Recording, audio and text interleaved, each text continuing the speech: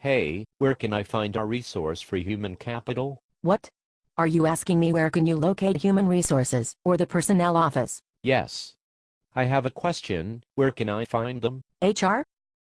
Do you mean a breathing HR person, or just the access path on the phone to HR? Either one or way. I have a concern. A concern? Is it serious? Where or how did your concern originate? Well, I was on a conference call, and I heard an idea that does not seem very transparent to our customers was tossed out. They were attempting to pick the low-hanging fruit, but at the end of the day, I can't wrap my head around it. It just does not seem like a good fit, or that it would be very impactful to our margins. Holy shit. What the hell are you trying to say? Moron, stop spewing corporate speak. Are you trying to tell me that some boy genius tossed out an idea geared to increase profit that is unethical? Or that would be counterproductive to other business initiatives? Was it another too easy short-sighted fix that in the long run would actually hurt the mill and the mill reputation? Yes. It would not work in our customer service space or help the mill service brand. Stop it, moron. Again with the corporate speak. Are you telling me that this idea was related to our highly rated customer service division?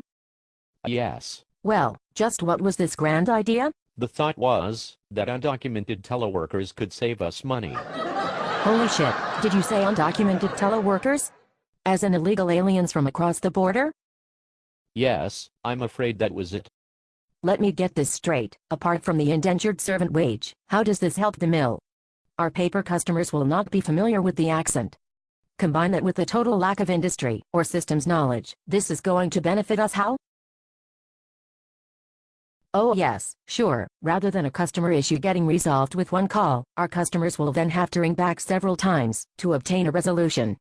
We may even lose customers. Further, if each call roughly costs the mill 50 cents, and problems AE now resolved with one call, how does 2 or 3 calls to resolve the same issue actually increase the profit margin? Mill magic? Who will train them? What about the impact to the morale of our existing American teleworkers? We could lose enthusiasm and productivity there as well. Exactly. Now, back to these undocumented workers. Was the expectation that they would dress like their American counterparts in the call center to buy lunch each day? How does this work to their benefit? Purchasing a wardrobe, speaking in our dialect, and acting like the natives, all on less than minimum wage. I don't know. I thought it was an appalling idea. It made me very uneasy. We all should be very uneasy about this. It explains a lot.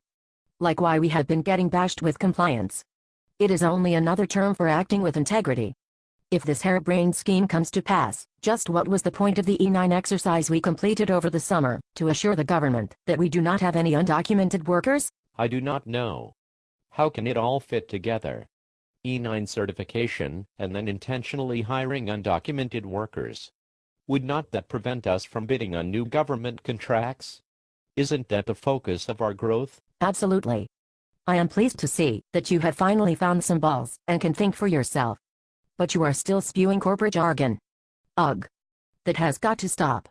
And yes, you are still a moron. Explain why I'm still a moron? Because you do not want human resources. You want a corporate ethics department. Call the compliance/ethics hotline. Use your newfound balls and call, even if the idea was squelched. Management needs to know that there are still mill workers out there thinking like this. Despite the annual compliance training exercise, your gut is right. Make the call. However, know this, the resolution to this problem will likely be resolved via another technology-based course.